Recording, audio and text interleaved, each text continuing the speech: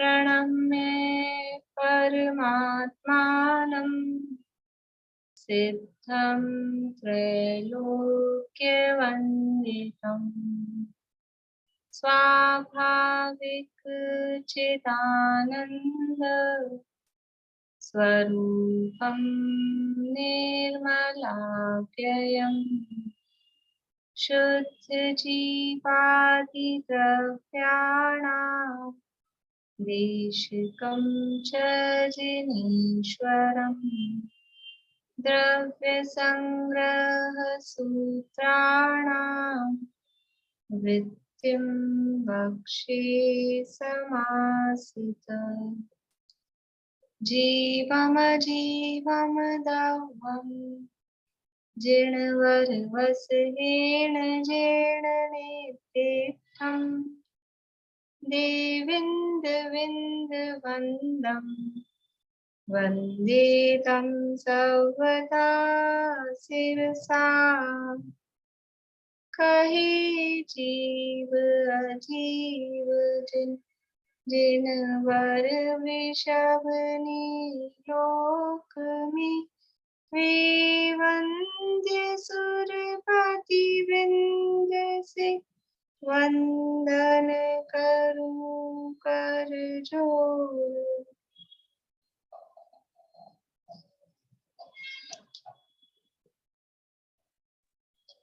मैं भी हेडिंग के साथ ना गाथा सुनाना चाहती हूँ शुरू की। सुनाइए।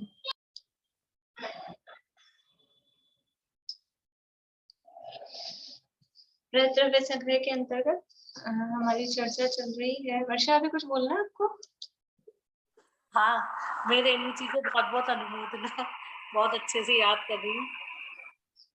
ठीक है।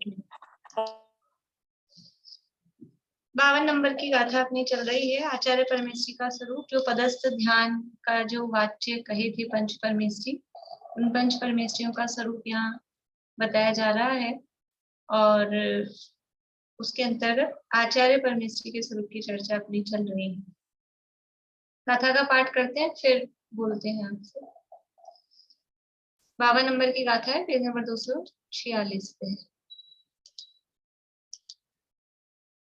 दंसणान पहाणे वीर्य चारित वर्तवायारे अपम परम च चंचयी सो आयर्यो मुनि छेयो ज्ञान दर्शन वीर्य तप एवं चारित्राचार में जो जोड़ते हैं सफर को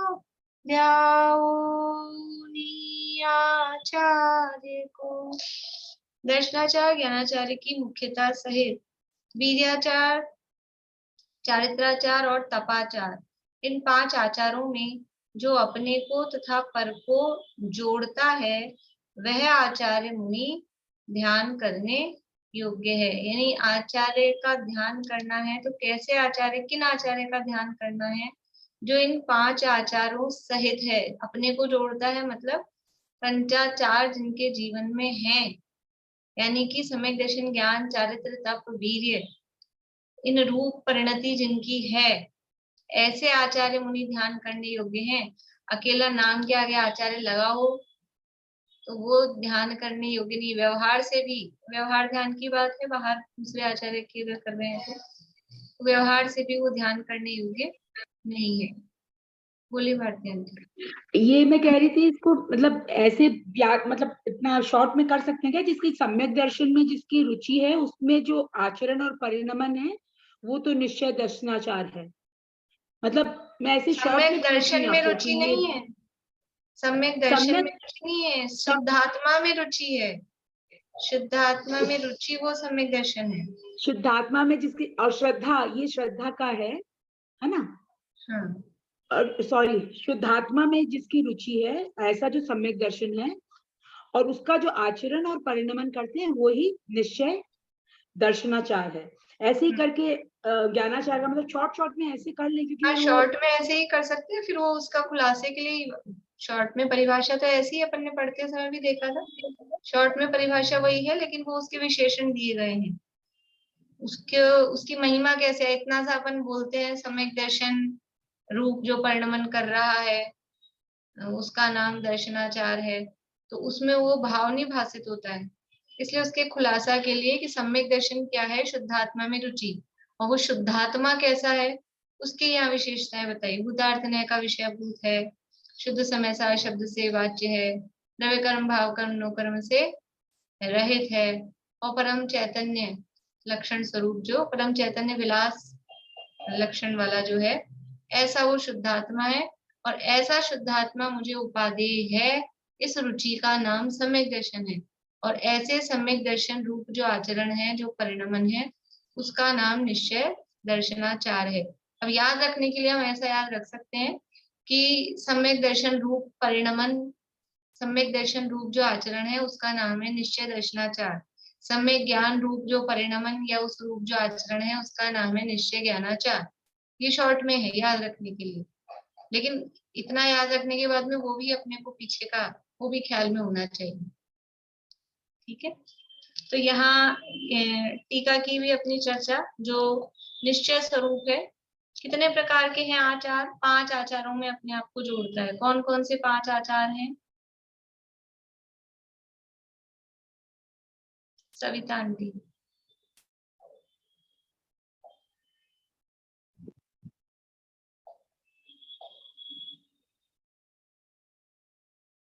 अनम्यूट नहीं हुआ आंटी?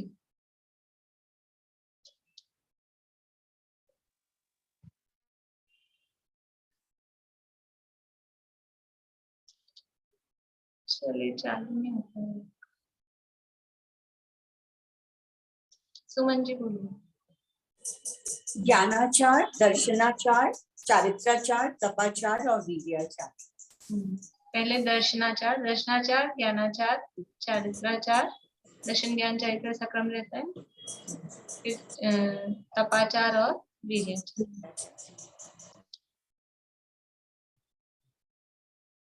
ये कल अपनी चर्चा हो गई थी कि निश्चय तपश्चरणाचार क्या है, कि जो निश्चय तपश्चरण है उसमें भी जो आचरण, देखो निश्चय तपश्चरण वो स्वयं, चारित्राचार अलग कहा, वो चारित्र गुण की पर्याय, फिर तपश्चरण को अलग से कहा, और तपश्चरण स्वयं आचरण रूप है, और उसमें भी जो आचरण करता है, क्योंकि आचार की बात है ना, उस रूप जो आचरण है, तप रूप जो आचरण है, उस आचरण का नाम निश्चय तपाचार है। और इन सब के लिए जो शक्ति है, दर्शन ज्ञान चारित्र तप, इन 4 आचारों के लिए अपनी शक्ति को नहीं छुपाना, वो जो शक्ति की प्रकटता है वो निश्चय वीर्याचार है। देखिए 247 पेज पे पढ़ते हैं अपन टीका आगे।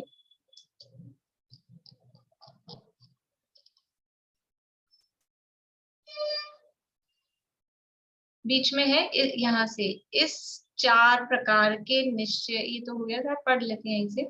इस 4 प्रकार के निश्चय आचरण की रक्षा के लिए अपनी शक्ति न छुपाना, वह निश्चय वीर्याचार है। इन उक्त लक्षणों से युक्त, ये जो ऊपर निश्चय आचारों के लक्षण बताए हैं, इन उक्त लक्षणों से युक्त निश्चय पंचाचार में, और इसी प्रकार यहाँ एक गाथा कही है, पहले अपन कंटिन्यू करते हैं वाक्य को। इसी प्रकार, नीचे आ जाइए गाथा के बाद में, इस गाथा में कहे अनुसार आचार आराधना आदि चरणानुयोग के शास्त्रों में विस्तार से कथित बहिरंग सहकारी कारण रूप 5 प्रकार के व्यवहार आचार में जो स्वयं को और पर को जोड़ता है, वह आचार्य कहलाता है। यानी किसमें जोड़ रहा है स्वयं को और पर को? ये जो कहे हैं इस गाथा में, जो कहे यानी उपरोक्त लक्षणों से युक्त जो कहे निश्चय पंचाचार में, और अब नीचे एक गाथा कह रहे हैं व्यवहार पंचाचार के लिए। इस गाथा के अनुसार जो व्यवहार 5 प्रकार के व्यवहार पंचाचार हैं, उनमें अपने को और पर को यानी निश्चय पंचाचार में भी जोड़ता है, और व्यवहार पंचाचार, ऐसा नहीं है कि भाई निश्चय से ही तो होना है सब कुछ, असली तो काम निश्चय ही है, तो बस निश्चय पंचाचार, अपनी आत्मा को जानना, उसमें उसको पहचानना, उसमें लीन होना, उसकी रुचि, और निश्चय से आत्म स्वरूप में प्रतपन, बस वो कर लिया बाहर में। और जो व्यवहार, अभी व्यवहार पंचाचार का स्वरूप अपन देखते हैं कि व्यवहार में कुछ भी करे ऐसा नहीं है। निश्चय पंचाचार और व्यवहार पंचाचार में जो अपने आप को जोड़ता है, गाथा में तो केवल लिखा है 5 आचारों में जोड़ता है, लेकिन वो 5 आचार 2 टाइप के कहे जा रहे हैं। तो दोनों टाइप में जिसके अंदर में निश्चय प्रकट है, उसके बाहर में वो व्यवहार रूप परिणमन होता ही होता है। ऐसा नहीं होता है कि वो परिणमन में, व्यवहार में वो नहीं होगा। ठीक है ना। जिसके व्यवहार में आचरण दिख रहा है, उसके निश्चय में प्रकट हो भी सकता है, नहीं भी हो, उसकी गारंटी नहीं है। लेकिन जिसके निश्चय प्रकट हुआ है, उसके बाहर में तदनुरूप वो क्रियाएं, वो परिणमन होता ही है। देखिए यहाँ से ये गाथा पढ़ते हैं, पहले यहाँ का पढ़ते हैं, फिर अपन और विचार करेंगे। 36 गुण समग्गे पंच विहाचार करण संदरि से शिष्यानुगहन कुशले धम्मायरिये सदा वंदे। 36 गुण समग्गे, 36 गुणों से जो समग्र यानी सहित हैं, 36 गुणों से सहित हैं। पंचविह यानी पंचविध यानी 5 प्रकार के। पंचविह आचार, ये विहाचार है, इसमें से आचार शब्द निकलेगा। पंचविह आचार करण संदरि से, जो 5 प्रकार के आचार पालन करने का उपदेश देते हैं। संदरि से शिष्यों को उस प्रकार का को दिखाते हैं, शिष्यों को बताते हैं, उपदेश देते हैं। शिष्यानुग्रह कुशले, शिष्यों को, शिष्यों पर, शिष्य अनुग्रह कुशले, शिष्यों पर अनुग्रह करने में जो कुशल हैं। और धम्मायरिये सदा वंदे, ऐसे जो धम्मायरिये धर्माचार्य हैं, सदा वंदे, उनकी मैं सदा वंदना करता हूँ, ऐसे वो आचार्य सदा वंदनीय है। 36 गुणों से सहित हैं। कौन से 36 गुण? अभी तो शायद पेज पलटने का मौका भी नहीं है आप लोगों के पास में। कौन से हैं 36 गुण? पता नहीं आता हो ना तो जल्दी से हाथ खड़ा कर दिया करिए, तो कम से कम अभी आपके चेहरे से पता लग जाता है मुझे। 12 तप, 10 धर्म, 5 आचार, 3 भक्ति और 6 आवश्यक है। बढ़िया बढ़िया, कोई गड़बड़ है? बराबर, बहुत अच्छा। बोलिए रेणु जी, रिपीट करिए। मैं उनका सुन ही नहीं पाई। और भी अच्छी बात है। 10 धर्म, 5 महाव्रत, 5 समिति, 3 गुप्ती, ये सब हो जोड़ते गया। जाना, आप भी जोड़ते जाना, 36 हो रहे नहीं हो रही। 10 धर्म, 5 महाव्रत, 5 समिति, 3 गुप्ती, 5 पंचाचार, 6 आवश्यक, ऐसे ही कुछ है क्या? ऐसे ही कुछ है। अभी जोड़ा क्या आपने? ऐसे थोड़ी ना जोड़ेंगे 10 धर्म और 5 महाव्रत। जोड़ी नहीं, अब वो कॉपी में जोड़ेंगे। आप बता दीजिए ना, आप बता दीजिए ना सही है कि गलत बता रहे। बोलिए पूर्णिमा आंटी। 10 धर्म, 12 तप, 5 आचार, 6 आवश्यक, 3 गुप्ती। बढ़िया। 12 तप, 10 धर्म, 5 आचार, 6 आवश्यक और 3 गुप्ती। नहीं तो पहले 6 कर लीजिए। 12, 10, 6, 5, 3, 36। 5 महाव्रत, 5 समिति तो 28 मूल गुणों में है। यद्यपि 6 आवश्यक भी वहां है, लेकिन यहाँ फिर से लिए हैं 6 आवश्यक। 12 तप, 10 धर्म, कितने हो गए? 22। फिर 6 आवश्यक 28 और 5 आचार कितने हुए? 33 और फिर 3 गुप्ती, ये हो गए 36। ये 36 मूल गुण। तो जो 36 गुण समग्गे, 36 गुणों से सहित हैं। अब 36 गुणों से सहित कहा है, फिर 5 प्रकार के आचार, पंचविह आचार करण संदरी से 5 प्रकार के आचार करने का सम्यक दर्शन, मतलब उसको दिखाते हैं, बताते हैं, उपदेश देते हैं। खुद तो 36 गुणों से सहित है, उसमें 5 आचार आए कि नहीं आए? 36 गुणों से सहित है, उसमें खुद तो 5 आचार आ ही गए, तो अपम जुंजई, अपने को तो जोड़ ही रखा है। और फिर 5 प्रकार के आचार पालने का उपदेश देते हैं। अब उपदेश किसको दे रहे हैं? वो परम, वो दूसरों को दे रहे हैं। जब खुद पालन करता है, वास्तव में उपदेश देने का अधिकारी कौन है? जो खुद पालन करे तब तो उपदेश देने का अधिकारी है। एक कहानी आती है इस तरह की, गांधी जी के संदर्भ में भी आती है, और मतलब किसी का भी नाम, महापुरुष के नाम लेके वो कहानी चलती है कि एक माँ आई और बच्चे को लेकर और गांधी जी के पास कि मेरा बच्चा गुड़ बहुत खाता है, इसको कहो कि गुड़ नहीं खाया करे। तो उन्होंने कहा 1 हफ्ते बाद आना। ठीक है, 1 हफ्ते बाद आई, और फिर उन्होंने कहा बच्चे को, बेटा गुड़ नहीं खाना चाहिए, कम खाना चाहिए, इतना गुड़ नहीं खाना चाहिए। तो वो बोली, महिला की इतनी सी बात थी, आप उसी दिन कह देते, उसी दिन इसको समझा देते।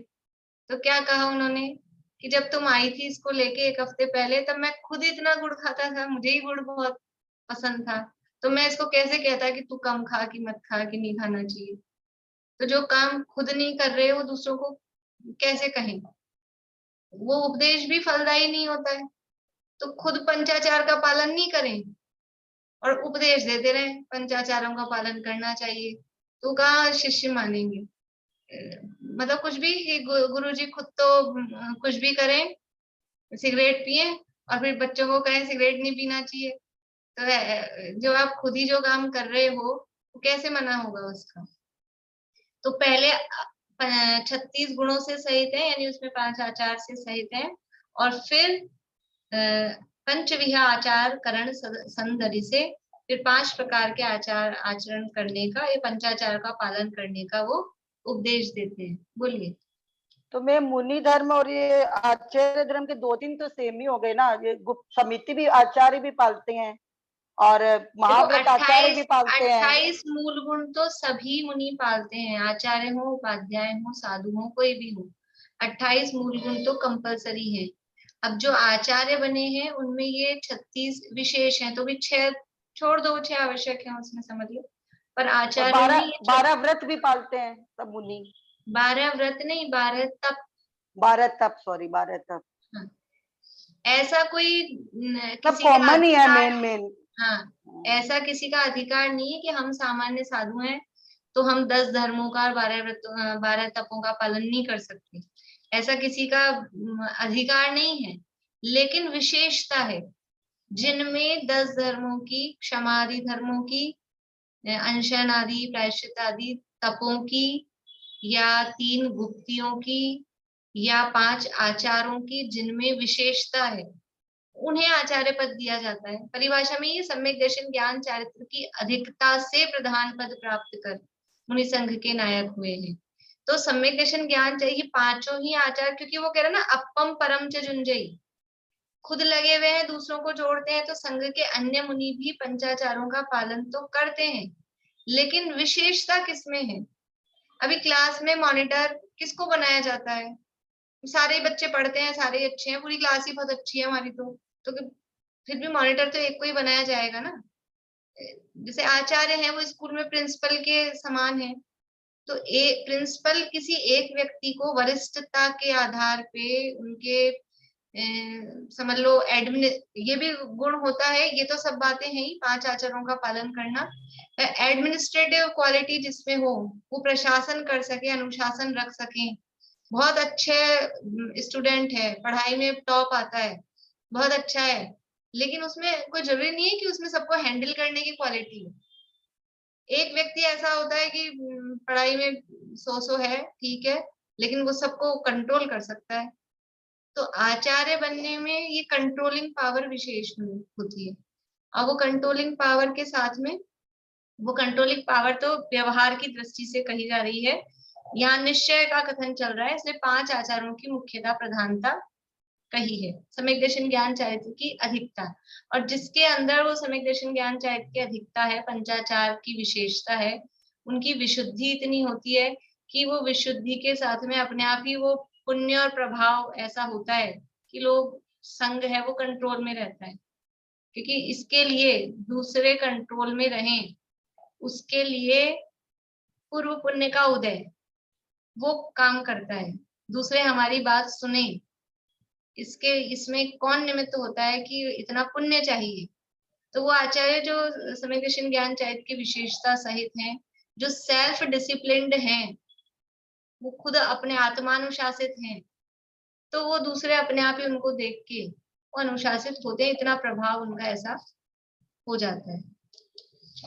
बोलिए भारती आंटी। अच्छा, यहाँ जैसे कह रहे हैं आचार्य उपदेश देते हैं, तो ये उपदेश देते हैं और उपाध्याय पढ़ाते हैं, उसमें डिफरेंस हो गया क्या? हाँ, थोड़ा डिफरेंस है। देखो, पढ़ाने से अपनी होती है ये क्लास, इसमें हम पढ़ते हैं, आप लोग पूछते हैं, यहाँ सब तरह के विषय चलते हैं। और उपदेश देने में मुख्य रूप से वो चरणानुयोग टाइप के उपदेशात्मक समझते हैं, मतलब ये करना चाहिए, ऐसा करो ऐसा करो। हाँ। वो मुख्य रूप से आचार्य उस तरह, वो प्रवचन जिसे हम बोलते हैं। और यहाँ एक विषय चलता है क्लास में, उपाध्याय जो है वो विषय वो जैसे पढ़ाने पठन कराते हैं यहाँ पे। हाँ। अच्छा, इसमें जैसे 36 गुणों का तो पूरा इसमें मतलब इस अपने गाथा में दिया नहीं है, 36 गुणों गाथा का। में नहीं दिया, वो तो पहले अपन ने पढ़ा हुआ है ना। हाँ नहीं, वो मेरे को पता है, लेकिन इसमें कुछ उसका वर्णन नहीं किया तपों का और ये सब का। यहाँ सिर्फ आचार्यों का। यहाँ तो केवल 5 आचारों की मुख्यता से गाथा उसके लिए यहाँ दी गई है, रेफरेंस में 5 आचार वर्ड आया है ना, उसके लिए। 36 गुणों से सहित 5 प्रकार के आचार पालने का उपदेश देने वाले शिष्यों पर अनुग्रह करने में कुशल जो धर्माचार्य हैं, मैं उन्हें सदा वंदना करता हूँ।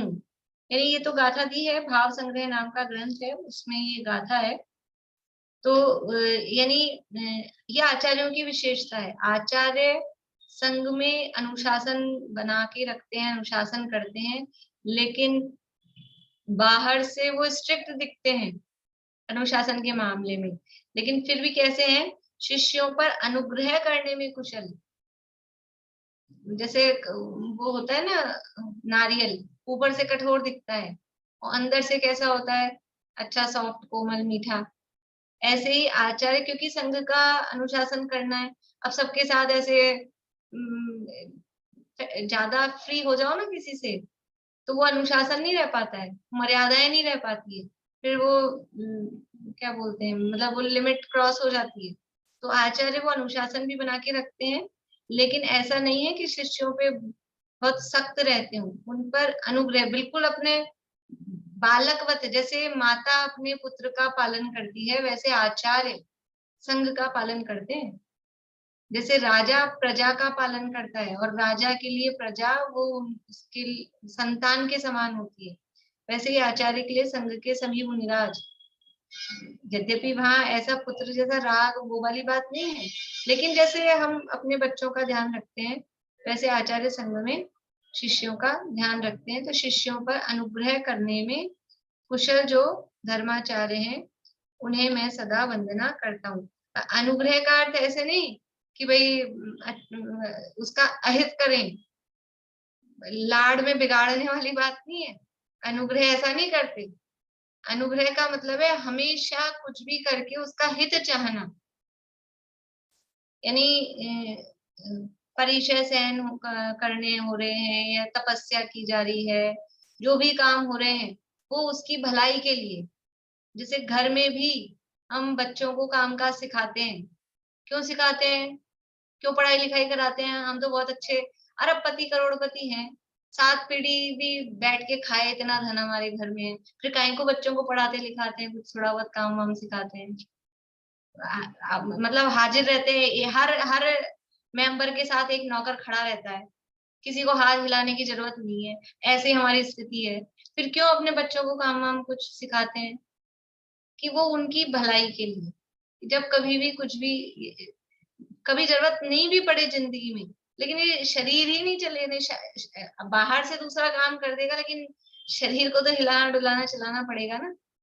तो वो ऐसे ही आचार्य भी यहाँ शिष्यों पर अनुग्रह करते हैं, मतलब वो जैसे तैसे करके उनका रत्नत्रय बना रहे। यहाँ तो हम जो काम करते हैं शरीर की या इस भाव की हिसाब से देखते हैं, पर वहां वो रत्नत्रय से च्युत नहीं हो, मोक्ष मार्ग में बने रहे, मोक्ष को प्राप्त करें जैसे भी करके। इस तरह से शिष्यों पर अनुग्रह करने में कुशल है। अनुग्रह करने का मतलब ऐसा नहीं है गलती कर दी तो कोई बात नहीं, पहली गलती माफ, ऐसा नहीं है। वो अनुग्रह का मतलब है कि मोक्ष मार्ग में लगे रहे, मोक्ष मार्ग से च्युत ना हो। बोलिए मेरी बात नहीं। अनुग्रह का मतलब हट हो सकता है कि हट? नहीं, अनुग्रह का मतलब है उन कृपा। हट नहीं, मतलब हट माने जब, हट माने किसी चीज के, जैसे आप हट कर लेते हैं ना कि हम तो ये करा के नहीं, रहेंगे, अनुग्रह का अर्थ हट नहीं होता। अनुग्रह का मतलब है उन पे कृपा दृष्टि रखते हैं। कृपा दृष्टि का मतलब है, इसीलिए मैंने इतना खुलासा किया कि कृपा का मतलब ऐसा नहीं समझना कि वो लाड़ कर रहे हैं, ऐसा नहीं। लाड़ करते हैं लेकिन उस जहां तक वो बिगड़े नहीं वहां तक, जैसे घर में, ऐसे ही यहाँ शिष्यों पर अनुग्रह कर रहे हैं, मतलब कि उनका हित चाहते हैं और इस तरह की उनपे वात्सल्य भाव, अनुग्रह को हम वात्सल्य कह सकते हैं, वात्सल्य रखते हैं। और वात्सल्य का मतलब है कि हर तरफ से भला चाहना, ऐसा नहीं कि बस इसको अच्छा, चापलूसी वाली बात नहीं है कि मैं शिष्यों के हिसाब से चलता रहूंगा तो ये मेरी संख्या बढ़ती रहेगी, मेरा संघ में मेरी प्रसिद्धि रहेगी, सब मुझे चाहेंगे, मैं इनके हिसाब से काम, वो नहीं है। चाहे बुरा बनो चाहे भला बनो, लेकिन जैसे अभी गया ना प्रसंग रक्षाबंधन का, तो अकंपनाचार्य मुनिराज थे, अब उनसे गलती हो गई श्रुत सागर मुनिराज से, तो अकंपनाचार्य ये श्रुत सागर मुनिराज उनके शिष्य थे, उन पर अनुग्रह किया, मतलब अब वो गंभीर हो गए। अब वो सोचने लगे अब क्या परिस्थिति, उन्होंने आके बताया कि मेरे तो रास्ते में ऐसी ऐसी घटना हो गई, वाद विवाद हो गया, कहानी तो पता ही है सबको, तो रास्ते में वाद विवाद हो गया तो वो गंभीर हो गए। ऐसे नहीं अब तुम जाओ अकेले तुम भुगतो, तुम्हारी सजा हम पूरे सारे के सारे क्यों भुगते, ऐसा नहीं किया। ये अनुग्रह नहीं था। अगर वो ऐसा आदेश देते कि तुम्हारी गलती, तुम फल भुगतो, हम पूरे संघ को संकट में नहीं डालेंगे तुम्हारी वजह से, ऐसा आदेश देते तो वो अनुग्रह नहीं था। वो तो गंभीर हो गए कि अब इस परिस्थिति से कैसे निपटा जाए। तो वो शुद्धसागर तो खुद ही समझदार थे, इसलिए उन्होंने खुद ने ये प्रायश्चित खुद ने ऑफर किया और खुद ने ही आचार्य से हाँ कहलवाई। वो हाँ नहीं कर रहे थे कि नहीं अकेले तुमको हम ऐसा नहीं कह सकते, लेकिन फिर जो भी परिस्थिति तो वही बनी, वो अकेले जाके खड़े हुए रात में, फिर वो आ गए चारों के चारों, वो सारी परिस्थिति हुई। तो अनुग्रह का मतलब है उसका पूरा ध्यान रखना, भला मतलब जैसे भी हो उसका भला हो। एक वो ये सूत्र है ना, अनुग्रहार्थन स्व से आती सर्गोदानम, स्व और पर के उपकार के लिए, तो वो भी तो उपकार ही अनुग्रह हो का गया अर्थ वही उपकार हुआ, उपकार कृपा वही बिल्कुल। हाँ। 36 गुणों से सहित 5 प्रकार के आचार पालने का उपदेश देने वाले शिष्यों पर अनुग्रह करने में कुशल जो धर्माचार्य हैं उन्हें मैं सदा वंदना करता हूँ। ऊपर से पढ़ते हैं ताकि ये गाथा जुड़े। इन उक्त लक्षणों से युक्त निश्चय पंचाचार में और इसी प्रकार इस गाथा में कहे अनुसार, ये जो गाथा कही है कि मैं ऐसे आचार्य को वंदना करता हूँ, इस गाथा में कहे अनुसार आचार आराधना आदि चरणानुयोग के शास्त्रों में विस्तार से कथित। अब ये आचार और आराधना ये कौन से हैं चरणानुयोग के शास्त्र? बोले पूर्णिमा आंटी। क्या पूछा? ये आचार और आराधना आदि चरणानुयोग के शास्त्र है ना, कौन से शास्त्र होंगे? तो ये तो आचार संबंधित तो रत्नकंठ श्राप का आचार भी है, आराधना है, आराधना ये संग्रह। 2 ही शास्त्र हैं। आचार मतलब मूलाचार, अच्छा मूलाचार और आराधना यानी भगवती आराधना। अच्छा ठीक। ये शॉर्ट में नाम दिए, आचार आराधना आदि चरणानुयोग के शास्त्र। तो आचार मतलब मूलाचार, यानी मूलाचार है, उसका नाम ही मूलाचार है। आचरण संबंधी मुनियों के आचरण संबंधी जो मूल, जैसे हम कर्णानुयोग के संबंध में धवला आदि ग्रंथों कहते हैं, 3 लोक की रचना के संबंध में तिलोय परिणति तिलोकसार को कहते हैं, वैसे ही मुनिराजों के आचरण के संबंध में ये मूलाचार, ये सर्व प्राचीन ग्रंथ है, मतलब आचारांग का ही एक पार्ट है मूलाचार। तो मूलाचार ऐसे ही भगवती आराधना, वो भी प्राचीन ग्रंथ है। तो इस गाथा में कहे अनुसार आचार आराधना आदि चरणान योग के शास्त्रों में, तो मूलाचार भगवती आराधना आदि जो चरणान योग के शास्त्र हैं उनमें विस्तार से कथित बहिरंग सहकारी कारण रूप 5 प्रकार के व्यवहार आचार में जो स्वयं को और पर को जोड़ता है वह आचार है। निश्चय पंचाचार में और व्यवहार पंचाचार में जो स्वयं को और पर को जोड़ता है वो आचार्य कहलाता है, और वह आचार्य परमेश्वरी पदस्थ ध्यान में ध्यान करने योग्य है। अब निश्चय पंचाचार का स्वरूप तो अपन ने देख लिया। व्यवहार पंचाचार क्या है? व्यवहार पंचाचार के अंतर्गत क्या लेना, देखिए यहाँ से आपको मैं मूलाचार में से पढ़ के सुना रही हूँ। मूलाचार में अधिकार है पंचाचार अधिकार, पीडीएफ नहीं है, मैं शेयर नहीं कर पाऊंगी, आप लोग सुनिए। मूलाचार में गाथा है 199 नंबर की। गाथा नहीं पढ़ रही हूँ, केवल अर्थ ही पढ़ती हूँ। दर्शन ज्ञान चारित्र तप और वीर इन 5 प्रकार के आचार में कृत कारित और अनुमोदना से हुए अति, यहाँ अतिचारों को बताने वाली गाथा है। अपन इसका अर्थ पढ़ते हैं। सम्यक्त्व यानी तत्व रुचि का नाम दर्शन है, तत्व प्रकाशन का नाम ज्ञान है, पाप क्रिया से दूर होना चारित्र है। तत्व रुचि, तत्वों के प्रति रुचि, तत्वों में 7 तत्व भी, और तत्व मतलब आत्म तत्व, उसकी रुचि वो वहां कहा था। निश्चय दर्शनाचार में भी यही कहा था ना, शुद्ध आत्मा की रुचि, वो रुचि उसका नाम दर्शन है। तत्व प्रकाशन का नाम ज्ञान है, वो तत्व मतलब वही शुद्धात्मा, उसका प्रकाशन होना, उसको भेद ज्ञान से जानना, वो ज्ञान है। इस परिभाषा को अपन ने जो अभी परिभाषा पढ़ चुके हैं अपन द्रव्य संग्रह में, उससे कनेक्ट करने की कोशिश करिएगा। यहाँ शॉर्ट में दिए हैं वही शब्द। तत्व रुचि का नाम दर्शन है, तत्व प्रकाशन का नाम ज्ञान है, पाप क्रिया से दूर होना चारित्र है। यहाँ ये जो परिभाषा दे रहे हैं ये व्यवहार आचारों के संबंध में दे रहे हैं, ठीक है। तो यहाँ तत्व का अर्थ, अभी तो निश्चय में अपन ने आत्मा लिया, और तत्व का अर्थ भेद रूप में 7 तत्वों से ले सकते हैं, तो भेद रूप होने से व्यवहार हो गया, व्यवहार सम्यक दर्शन।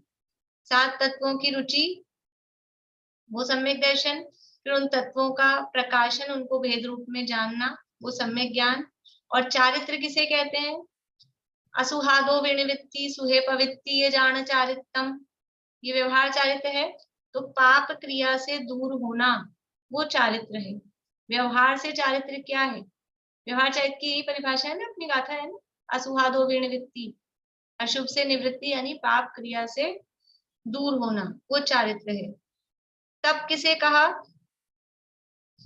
जो शरीर और इंद्रियों को तपाता है, दहन करता है, वह तप है। शरीर और इंद्रियों को तपाता है, दहन करता है, शरीर को भी दहन करता है और इंद्रियों को भी दहन करता है। यहाँ ऐसा नहीं समझना कि शरीर को ले जाके आग के कुंड में डाल देना, लेकिन ये जो तप किए जाते हैं बहिरंग तप मुख्यतः से, उसमें शरीर सूखता ही है। बहिरंग तप किए जाएंगे, अनशन अवमोदर्य आदि रसोई आसन, तो वो शरीर क्रश होता ही है, तो शरीर को तपा रहा है। और इंद्रियां भी उससे शिथिल होती हैं, मतलब इंद्रियां जो ऐसे हम जब रहते हैं यानी बिना संयम वाले जीवन में, तो इंद्रियां प्रबल रहती हैं, वो विषयों की मांग करती हैं, वो विषयों में उलझाने में निमित्त बनती है। और जब तप आदि की जाते हैं तो इंद्रियां शिथिल होती हैं, फिर वो प्रबल नहीं हो पाती है, तो वो विषयों की मांग उस रूप में यानी हमको उलझाने में निमित्त नहीं हो पाती है। इसलिए ये इसका अर्थ ये है, शरीर और इंद्रियों को तपाता है, मतलब बहिरंग तपों के माध्यम से शरीर भी क्रश होता है, शिथिल होता है, और इंद्रियां भी क्रश होती है। देखो, शरीर को शिथिल करने का मतलब ये है कि जो विषयों में शरीर, विषय भोगों में शरीर के, अगर शरीर सही होता है ना तो उन विषय भोगों में आनंद आता है। अब तबीयत ठीक नहीं है और फिर कहेंगे घूमने चलो, और कहीं कहीं भी घूमने उमने जाएंगे तो पैदल वैदल चलना ही पड़ता है, थकान होती है। अब तबीयत तो ठीक है नहीं और फिर कोई कहे घूमने चलो तो वो उस भोग में मजा नहीं आता। तबीयत ठीक नहीं है और यहाँ अपन ने रसगुल्ले, मालपुए, गुलाब जामुन, चूरमा, दाल बाटी सब ऐसे ऐसे बनाए, अब तबीयत ही ठीक नहीं, कुछ खाने की इच्छा नहीं हो रही, कुछ भा ही नहीं रहा है। तो वो मतलब शरीर अगर शिथिल है तो इन विषयों में भी मजा नहीं आता है। तो ये विषयों से विमुख होने के लिए शरीर को तपाया है, लेकिन विषयों के प्रति तो शिथिल है, पर आत्मा में तो रुचि है। पहले ही कह दिया सम्यक दर्शन, आत्मा के प्रति उत्साहित है, उधर से अरुचि हुई है और अपने जो भी चिंतन मनन आत्मा का स्वरूप का है उसके प्रति उत्साहित है, उसमें शिथिल नहीं है। तो शरीर को तपाता है और इंद्रियों को तपाता है, उसमें भी कि इंद्रियों के विषयों से विरक्त हुआ है, उससे विमुख होता है। जो शरीर और इंद्रियों को तपाता है, दहन करता है, वह तप है। हड्डी और शरीरगत बल को वीर्य कहते हैं। ये सब व्यवहार की बात चल रही है। तो जो शरीर का बल है, हड्डियों की जो मजबूती है, उसको वीर्य कहते हैं। इन पांचों का आचार यानी अनुष्ठान अथवा ये पांच ही आचार पंचाचार कहलाते हैं। देखिए अभी इसको और खुलासा करते हैं। परमार्थ भूत जीवादि तत्वों का श्रद्धान करना और उन्हीं रूप श्रद्धा विषयक अनुष्ठान करना दर्शनाचार है। व्यवहार, ये है प्रॉपर परिभाषा। व्यवहार दर्शनाचार क्या है? वही 7 तत्वों, जीवादि तत्वों का श्रद्धान करना, जीवादि तत्वों का श्रद्धान करना, ये व्यवहार सम्यक दर्शन। व्यवहार क्यों कह रहे हैं कि जीव अजीव आश्रव बंध संवरण निजा मोक्ष 7 भेद किए ना, भेद रूप होने से व्यवहार है। जीवादि तत्वों का श्रद्धान करना वो सम्यक दर्शन, और फिर उन रूप श्रद्धा विषयक अनुष्ठान शब्द दिया है, मतलब वही समझना कि उस रूप हमारी श्रद्धा का जो परिणमन है, उस रूप श्रद्धा का परिणमन होना, श्रद्धा का उस रूप आचरण होना, जो यहाँ शब्द दिए थे ना, उसमें जो आचरण परिणमन वही शब्द है कि ये 7 तत्व का श्रद्धान वो व्यवहार से सम्यक दर्शन है, और उस रूप श्रद्धा का जो परिणमन हो रहा है, आचरण हो रहा है, उसका नाम व्यवहार से दर्शनाचार है।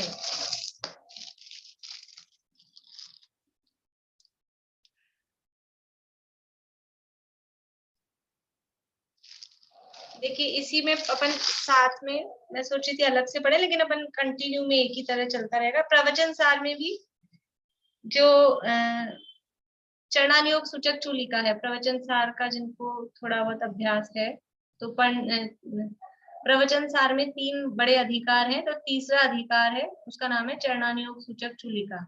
उसके प्रारंभ में ही किस तरह से कोई जीव गृहस्थी से विरक्त होकर दीक्षा के लिए जाता है, तो वो दीक्षा के लिए जब जाता है तो अपने माता पिता पत्नी पुत्र आदि से आज्ञा लेता इन दी सेंस वो उनको सूचना दे रहा है कि मैं जा रहा हूँ दीक्षा के लिए।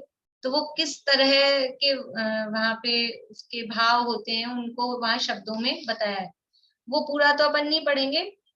वो अपने सबसे, पिता से, माता से, पत्नी से, पुत्र से, भाई बंधुओं से सबसे विदा लेता है, और फिर विदा लेने के बाद में वो क्या करता है कि मैं आप सबसे विदा लेता हूँ, और जैसे हे शरीर की जननी के आत्मा, मैं अब अपनी निश्चय जो जननी है स्वानुभूति या अपनी शुद्ध आत्मा, उसके पास जाता हूँ। इस तरह के शब्द वहां दिए हैं। फिर बाद में वो क्या कहता है,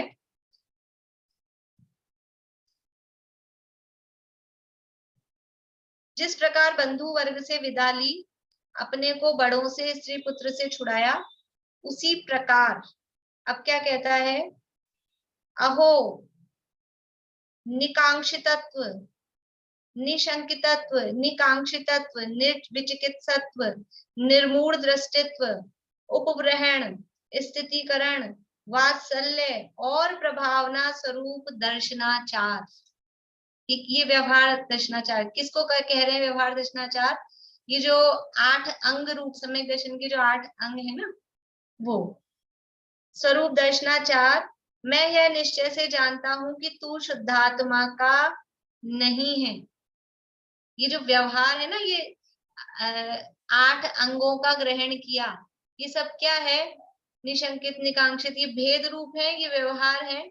मैं ये जानता हूं कि तू शुद्धात्मा का नहीं है। अभेद स्वरूप शुद्धात्मा में ऐसे भेद नहीं है, ये शुभ भाव रूप है। तथापि तुझे तब तक अंगीकार करता हूं जब तक कि तेरे प्रसाद से शुद्धात्मा को उपलब्ध न कर लूं। अब उनसे तो विदा ली, किन से विदा ली? पिता से, माँ, मतलब 5 जनों से विदा ली, माता, पिता, पत्नी, पुत्र और भाई बंधु, 5 जनों से विदा ली। अब 5 को अंगीकार कर रहे हैं। अब ये कोई आचार्य बन रहे हैं तो ही अंगीकार कर रहे हैं, ऐसा नहीं है। ये तो सामान्य जो मुनि बन रहे हैं सभी ये 5 आचारों को ग्रहण करते हैं, पर आचार में उनकी विशेषता कही जाती है। तो अब 5 आचारों को अंगीकार कर रहे हैं। कौन से आचारों को अंगीकार कर रहे हैं? व्यवहार पंचाचार की बात यहाँ बता रहे हैं। तो यहाँ किसको किस रूप में कह रहे हैं? व्यवहार दर्शनाचार की निशंकित, निकांक्षित, निर्विचिकित्सा आदि जो 8 अंग स्वरूप सम्यक दर्शन है, वो 8 अंग स्वरूप सम्यक दर्शन, उस रूप आचरण, उस रूप परिणमन। देखो इसमें अपने को आचरण जल्दी समझ में आएगा। 7 तत्वों के श्रद्धान में आचरण करना, वो आचरण समझ में नहीं आता है, लेकिन निशंकित रूप आचरण, निकांक्षित रूप आचरण, वो समझ में आता है। थोड़ा सा ख्याल में आती है ना बात कि निशंकित रूप हम परिणमन कर रहे हैं, निकांक्षित रूप, निर्विचिकित्सा रूप, उसमें हमको आचार दिखता है। इसलिए ये व्यवहार पंचाचार में 8 अंग रूप आचरण करना, परिणमन करना, ये व्यवहार दर्शनाचार। समझ में आ रहा है कि नहीं आ रहा आप लोगों को? आ रहा है ना बराबर सबको? निश्चय तो मुझे लग रहा है कि व्यवहार कठिन पड़ रहा है क्या? निश्चय तो समझ में आ गया, व्यवहार भी समझ में आ रहा है ना? वहां अलग नहीं है। मूलाचार में जो कहा और यहाँ प्रवचन सार में जो कहा, मूलाचार में कह रहे हैं कि जो 7 तत्व रूप जो निश्चय सम्यक दर्शन है, सम्यक दर्शन का स्वरूप तो यहाँ भी वही लेना है, 7 तत्व का श्रद्धान रूप प्रवचन सार के हिसाब से भी। लेकिन प्रवचन सार में उसकी आचरण रूपता को और खुलासा करके बताया कि निशंकित, निकांक्षित। अभी इसको और अपन बढ़ा सकते हैं, 25 दोष रहित। यहाँ तो केवल 8 अंग सहित कहा है, और 25 दोष रहित दर्शनाचार तुझे मैं अंगीकार करता हूँ। वो पूरा समझ लो जो दर्शन विशुद्धि के अंतर्गत या दर्शन प्रतिमा के अंतर्गत जो हम लेते हैं सम्यक दर्शन, विशुद्ध सम्यक दर्शन की बात, वो सारी इस दर्शनाचार के अंतर्गत आ जाएगी, व्यवहार दर्शनाचार के अंतर्गत। ये जो ये 5 आचार जो मूल गुण में दिए हैं आचार्य के 36, तो इसमें निश्चय व्यवहार दोनों से नहीं लेना है, सिर्फ निश्चय? दोनों को ही लेना है। अच्छा, अभी आपने बोला ना जब मुनि दीक्षा के लिए निकलते हैं तो ये व्यवहार से पंचाचार का जो करते हैं, तो जो मुनि होते हैं, मुनि दशा में भी ये निश्चय वाले पंचाचार भी होते हैं? निश्चय होते हैं ना, निश्चय तो है ही, निश्चय होंगे तभी तो व्यवहार होंगे। नहीं, अभी बोले ना आपने कि दीक्षा लेते वक्त वो जो दीक्षा लेते वक्त यानी भाव समझ लीजिए, सम्यक दृष्टि जी अपन यही मान के चलेंगे कि पहले अभी सम्यक दृष्टि है फिर दीक्षा ले रहा है, तो चतुर्थ गुण स्थान में है तो निश्चय सम्यक दर्शन तो है ही। पहले व्यवहार आचारों को ग्रहण किया जाएगा, फिर वो जब छठा सातवां गुण स्थान प्रकट होगा तो तदनुरूप उसके लेवल का वो निश्चय पंचाचार भी प्रकट वही पूछ रही थी मैं कि वो फिर जब उसमें आएंगे सातवें छठे सातवें गुण स्थान में, तब ये निश्चय पंचाचार आएगा ना। ग्रहण करने में तो बाहरी क्रिया रूप, मतलब हम जब बोल के कुछ कर रहे हैं कि हम ग्रहण कर रहे हैं तो किसको करेंगे? वो तो जो व्यवहार क्रियाएं रूप है उसी को ग्रहण करता हूँ, ऐसा ही कहा जाएगा। और ये यहाँ जो कहा कि तब तक तुझे अंगीकार करता हूँ जब तक कि तेरे प्रसाद से शुद्धात्मा को उपलब्ध न कर लूं, मतलब ये व्यवहार पंचाचार निश्चय तो प्रकट है ही, होगा ही, लेकिन ये व्यवहार पंचाचार कब तक चलेगा? कि जब तक पूर्ण रूप से शुद्धात्मा में लीन नहीं हो जाऊं, वो पूर्ण शुद्धोपयोग की दशा ये बाहर फिर ये व्यवहार करने की दशा नहीं रहे, तब तक ये व्यवहार पंचाचार रहेंगे, यानी अरंत नहीं बन जाऊं ऐसा समझ लें। बोलिए रेणु जी। मैम आपने जो 3 सेंटेंस लिखाए थे ना, तत्व में रुचि होना, सम्यक दर्शन, फिर आगे सम्यक ज्ञान और चारित्र के लिए क्या लिखाए थे, क्या बोले थे? तत्व का प्रकाशन, तत्व का प्रकाशन वो सम्यक ज्ञान है,